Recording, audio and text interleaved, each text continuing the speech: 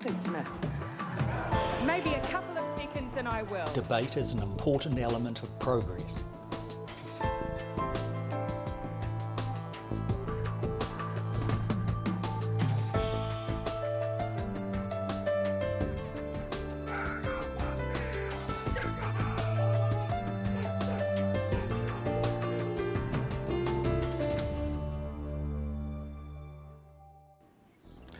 Welcome to this week's episode of A View from Afar. This week we examine the big issues occurring around the world and consider what is behind the headlines. If you are joining us via social media, do feel free to make comments and ask questions. We'll be able to include those comments and questions in the program. So let's take a look at the main points that we will be discussing today. So here are the points. Here, A View from Afar with Paul Buchanan, who's waiting on the line, and we're going to discuss the Beirut explosion, what's behind the carnage, what are the possible causes, how is Lebanon's government addressing this crisis, but also, and crucially, we're going to be looking at how globally authoritarianism is being used by governments around the world to basically mask their weakness in their approach to the COVID-19 pandemic. So let's go to Paul and start this, dig into these issues. Good afternoon, Paul. Good day, Selwyn. So clearly this week, big news globally with the explosions that have occurred in Beirut, Lebanon. Never seen anything like this for a long, long time. And some people are saying it's the biggest explosion outside a nuclear device that the world has ever seen. What's going on here, Paul? The headlines are clearly obvious. What is the news behind all of this? Well, there's a much longer term problem. I'll just start with a technical fact. 2,700 tons of high explosives is basically 2.7 kilotons. And since we measure nuclear explosions in kilotons or megatons, it gives you an idea of the strength of this blast. But underlying that, contrary to what President Trump said yesterday, where he said that his generals told them that it was an attack, this was an explosion born of incompetence, born of corruption, born of ineptitude. By who? And back to the larger issue, which is there's been a crisis of governance for the last 10 to 15 years, particularly of democratic governance. So this is what you're talking about. You're talking corruption, incompetence, etc., relating to the government of Lebanon. Right. The government of Lebanon crystallizes the global crises of democratic governance. I mean, we've just captured in this one single event all that has become wrong with democratic governments over the last 10 to 20 years. So you're saying democratic governments have got the problem here. You're not necessarily saying the totalitarianists have got the problem. Is that correct here? No, well, they're related, but they're slightly separate. And mind you, you and I are in a privileged position because we're talking from a country that had very good democratic governance. Way down in the South Pacific. Way down in the South Pacific, but and maybe that's why. I mean, you're a native, but I chose to come here, so people can tell by the accents exactly what that's all about. Well, okay, let's look at it this way. In both the mature liberal democratic world, as well as the newly democratic world, say countries that went democratic in the 80s and 90s. In the 2000s, we've seen increasingly what you might call the democratic decline or democratic decay, which is marked by a gradual incremental sclerosis of the political system. And that sclerosis, its symptoms are corruption, hyper-partisanship, a turn towards xenophobia, all those sort of things are evident throughout the world. I mean, we don't need to belabor the point about the United States, but in Lebanon yesterday, you see the cumulative effect of years of bad governance. I mean, the political class in Lebanon is a kleptocracy. They go into politics to make money. That's what they do. And we now know... We'd refer to them in New Zealand as troffers. Okay, well, these guys are taking troffing off to an art form. Yeah. I mean, they're just pillaging the Lebanese treasury. In fact, there is no money left in the treasury. The Central Bank of Lebanon is running a Ponzi scheme in order to keep itself afloat. Is that well known? Pardon me? Is that Ponzi scheme well known? That method? Yeah, well, now it's burst out into the open because all the leaders of the central bank are not neutral. They're tied to political parties. Right. And so no independence. Opened up. So those laws that the United States experiences and what we do down here, a lot of the Western countries, I suppose, and others, where there's independence between the Reserve Bank or the central bank and the executive wing of government, they stand apart. Yeah.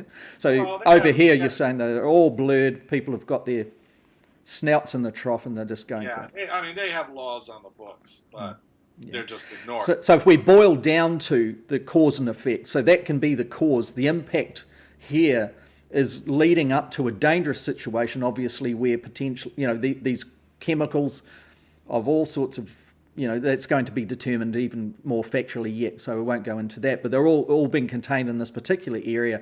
There's no governance, no protection that has been going on, no checks and balances relating to the safety elements. Is this all correct? And then we've got a situation where something has happened, it's ignited, you can see from the explosions, there's a primary explosion and then the massive boom. Actually, let's just bring that up on screen and just have a bit of a look here in what Al Jazeera has been reporting. A massive Look at that. explosion in the heart of the Lebanese capital.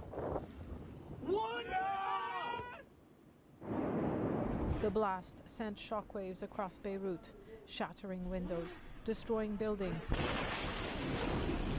and injuring hundreds. The streets were filled with panic and confusion. My car was down there. It rolled over. I think my injuries are because of the glass. The glass cut me up. My car was like this. I don't know what happened. I was fishing. I heard there was a fire, so I began to head home. Then I heard something explode, and then this happened. I got injured. This is all I know. Right, Paul, like, clearly to state the obvious, people do not deserve to actually have this kind of thing occur, potentially from incompetence and corruption, do they? So what are the solutions to this? If Lebanon is really going to hit this crisis front footing, and we've seen at the beginning of the headlining of that clip, its Prime Minister is saying, we're going to find out who's responsible. If indeed the government itself is responsible, what are the solutions here? Well, let's also set the stage. The Lebanon was in the middle of a pandemic crisis because of the incompetence of the government. It was already had run out of ICU units, beds in the hospitals and whatnot, and some of those hospitals have been destroyed by this explosion. Yeah. The economy is in shatters. The Lebanese lira has lost 90% of its value since September, and then on top of it, we have this.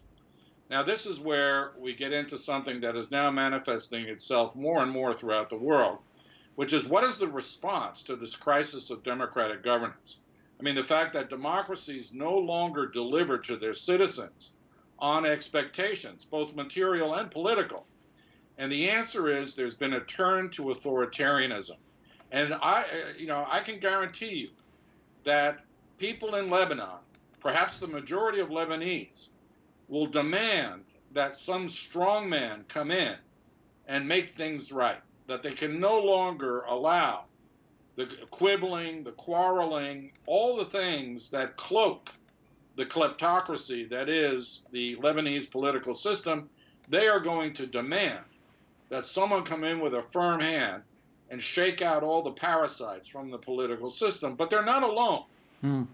We've seen throughout the world, time and time again, ostensibly democratic leaders take authoritarian measures, use the pandemic as a justification to consolidate their power, be it Erdogan in Turkey, be it Lukashenko in Belarus, which is a quasi-democracy. Yeah, I was going to mention Belarus is really, for the first time, the population of Belarus, for example, as I understand it from a good colleague and friend, Ingo Petz, who's based in Berlin, but specialises in Belarus affairs. He is saying that culturally, the Belarusian people, they do not stand up, they do not protest. They haven't got that in their history. And they're turning out in their thousands over the weekend. They've had enough, haven't they? A guts full, to put it frankly. It's because Lukashenko ignored the pandemic. He's one of those who says it was a hoax. Then he said, it's just a variant of the flu. And now they've had very serious problems. So that's turned them. But in the meantime, he's running for re-election, and these elections are all rigged. For the first time, he's facing real opposition. And, of course, what is his response? He wants to engage in some sort of authoritarian crackdown. Well, but he's not alone. I mean, Viktor Orban in Hungary is doing the same thing. Bolsonaro in Brazil is doing the same thing. Duterte in the Philippines is doing the same thing. My point here is that all of these guys have been elected. They're elected authoritarians who are using the justification of pandemic remedies in order to centralize and consolidate their grip on power. And now, with the palpable failures of democracy to deliver on the expectations of citizens worldwide, the moment for authoritarianism has arrived. In fact, in the last 18 months, for the first time in 35 years, the world is now governed more by authoritarians than by Democrats. And if we extend that to places like the United States, I mean, look at the United States, hyper-partisan, completely crippled by this pandemic because of the incompetence and partisanship of its leadership, is now eating itself alive. Well, look at this interview here. It's gone global. It's viral. isn't it? You know, this one here with our Australian colleague, Mr. Swan, and the President of the United States, Donald Trump. Donald Trump looks absolutely like he's stunned, or as they would say in Australia and New Zealand, like a possum in the headlights on this one. Just watch this. Some of these charts. I'd love to. We're going to look. Let's look. And if you look at death, Yeah. It's started to go up here's again. one. Well, right here, the United States is lowest in numerous categories. We're lower than the world. Lower than We're the lower world? than What is that? Europe. In what? Look. In what? Take a look. Right here. Here's case death. Oh, you're doing death as a proportion of cases. I'm talking about death as a proportion of population. That's where the US is really bad. Well, Much worse than South Korea, Germany, etc. you can't do that. You have Why to go. can't I do that? You have to go by. You have to go by where. Look, here is the United States. You have to go by the cases. Wow, there you go, Paul. So, you know, the BBC was obviously covering that. It's gone global. Most people probably have seen this, and it's so serious, really, when you get down to it, isn't it? But what struck me here was Donald Trump's approach to this. When he's challenged on it, it's almost like he's dumbfounded. What's that all about? Well, you know, what's interesting, and thank God an Australian finally made some pointed questions. The American mainstream media is too fawning and too solicitous and deferential to someone who clearly is unfit for office. I mean, the White House press briefings, you feel the urge to say, why doesn't someone go and say, stop with the lies? Don't you understand that more testing doesn't mean more deaths? I mean, the lack of comprehension that this guy exhibits. And yet the American press, see, they want to defer to the office. And I think that point, that horse bolted a long time ago.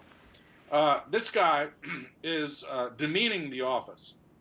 And so it took an Australian to reveal the degree of ineptitude. The fact that the guy, we could see that he had these colored little bar graphs. I mean, I have a mother-in-law who's a school teacher, and when this videos came up, she goes, I'd give one of my students a D or an F for their lack of comprehension. And what age is she referring to there? Oh, I think she runs with 10 to 12-year-olds. So what's coming to mind here for me is it's only a matter of 2 weeks ago that Trump is very pleased with himself about his cognitive test. He then displays the difference between an elephant and a snake. I guess you're pretty sharp. Or what was it? Person, woman, man, camera, TV. And I think that was about the method of which he was delivering to Fox News' correspondent when he was doing that. But that's all been looked at and all been said. Man, so getting back to authoritarianism, and I guess what we're talking about here are the intellectual judgments available to himself as a president, the President of the United States, are the moral and ethical judgments there to actually really serve this country outside of authoritarianism. We've seen the build-up of his responses to crisis, obviously crisis that have spurred with the lack of leadership. It's fair to go into that territory, isn't it? It is. I mean, I'm going to back up in a second to a broader issue, but look, Trump is exhibiting everything that these other authoritarianisms, elected authoritarianisms, are showing. He's militarized crowd control and restive streets. When people come out and peacefully protest, he represses them with force. He's speculated about postponing the national election, using some sort of excuse of a national emergency. That'll be a little hard for him to do, but he's violated institutional norms right, left, and center. It turns out the restraints on the executive branch in the United States have now been revealed to be extremely loose, and I'm being polite there. So he's going to go down that path. There's no doubt about it. But let's be very clear about this. For the last 10 or so years, international survey research has shown that across the world, new democracies and old democracies, left democracies and right democracies, every type of democracy on earth has suffered a loss of support by its citizens. And what's remarkable is that the greatest loss of support throughout the world is from the young, the people who grew up under democratic conditions. You know, I think from my background in Argentina and Chile and Brazil, you think, well, some of the old characters may still, you know, pine for the days of the military. But it's the young people who are dissatisfied with democracy to the extent that in some countries you have a 50-50 split in the population between people who would prefer democracy as the political form and people who would prefer authoritarianism. They want strongman rule. And I take it from what you were saying in the context there, this isn't a poke in the ribs for our younger generations, younger than us. That's actually showing a discontent with the cronyism, the corruption, the incompetence that has been presented to them from the days of their birth. Correct? Yes, good point. The thing is this: democracy has failed to deliver on its basic promise, which is peace and prosperity and a stable social order for all. It's failed to do that in part because of, again, the sclerosis of the political system characterized by partisanship and corruption. Now, we've got a problem here because the economic model, the global economic model of the last 2 decades has benefited elites immeasurably, the so-called one percenters. But after almost 20 years of building up middle classes in the underdeveloped world, that has regressed, and poverty rates are increasing, income gaps are increasing, basic socioeconomic indicators like infant mortality and literacy rates are on the decline. Democracy is not delivering the goods, either material or you might say spiritual. People want to think that their children will have more opportunity than they did. Well, this is the first generation, and hence their discontent, who will be less well off, no matter where they are in the socioeconomic spectrum, than their parents were, except for that 1%. Have we seen this type of authoritarianism is not just a power grab by these dictator wannabes. Yeah. It's a direct result of the decay of democratic governments, and that's where the solution, well, at least the answers to the resurgence of authoritarianism lie, not in the power grabs of strongmen, but in addressing the serious failures of democracy as a political form. Now, if we look at the comparative, let's do a comparative exercise here. Have we seen this type of thing occur before? Are we in a cycle? Or is this what you're observing new? Are we able to compare so that we can then model out exactly what to expect in the medium term and potentially the solutions long term?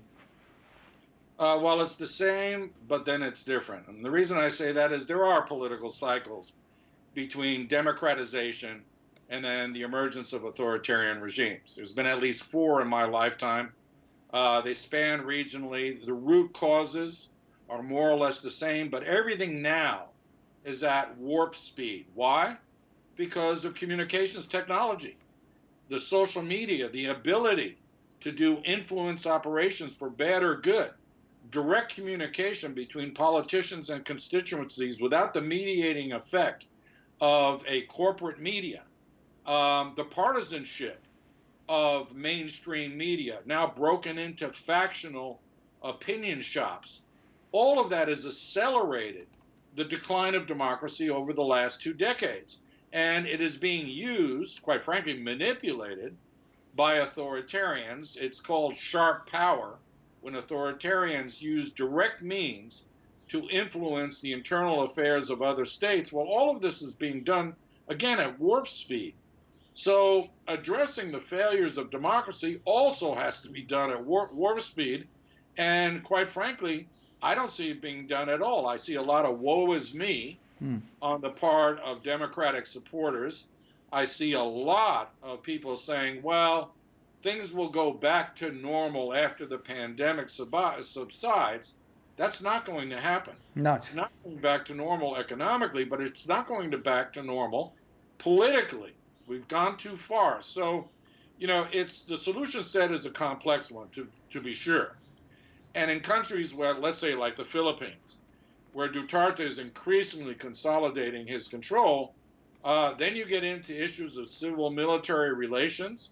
I mean, is the military going to go with this because he offers them something?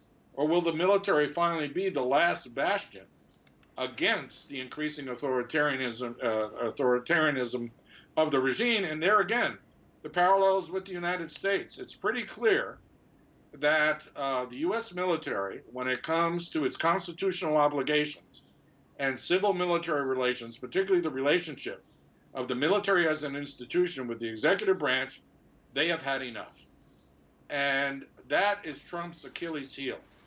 Because if push comes to shove come November, and he does not recognize the result of the election if he loses, if he calls out his supporters to hit the streets and to demonstrate against what he says is a stolen election, I can guarantee you the military will not support him.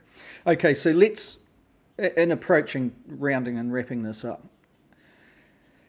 if the near future, if in November the United States does experience its elections, as one would expect it should, what effect would a potential Trump loss have, one, on the world and authoritarianism around the world, and two, within the United States' boundaries?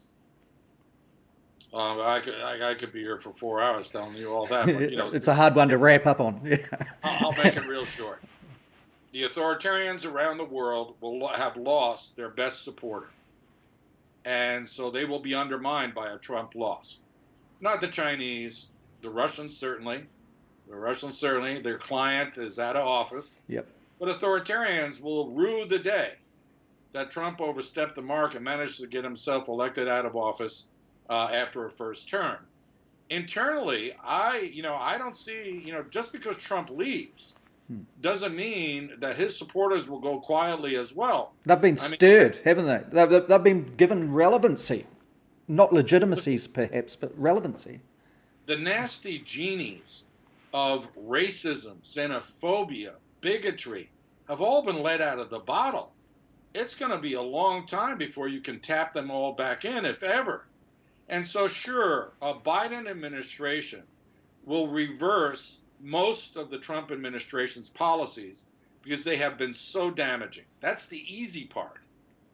The harder part is to get the American public to reconcile with itself.